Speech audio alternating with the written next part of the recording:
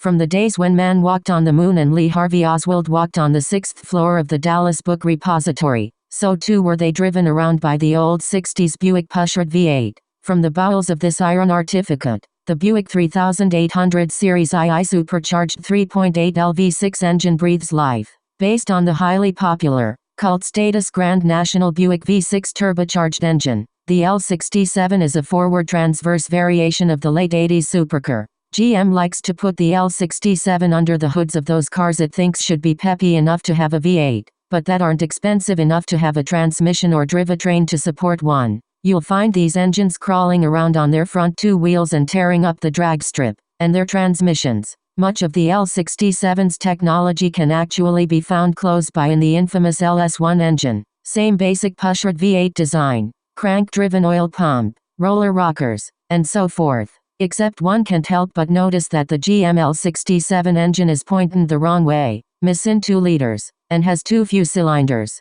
Nevertheless, the next time you're tromping around in your plain Jane V8 powered sports car and you pull up next to a peppy grocery jet in Pontiac or Granny Mobile sporting 40 years of proud Buick Pushert technology, and you hear the faint whine of a supercharger, don't be surprised if you get a good look at its taillights. Johnny decided early on getting a GM V8 powered sports car, but after spitting 10 feet in all directions and hitting nothing but cameras and Firebirds, he changed his mind and bought a Buick Regal GS with the L67 supercharged V6 engine, and now he and his grandmother have something in common.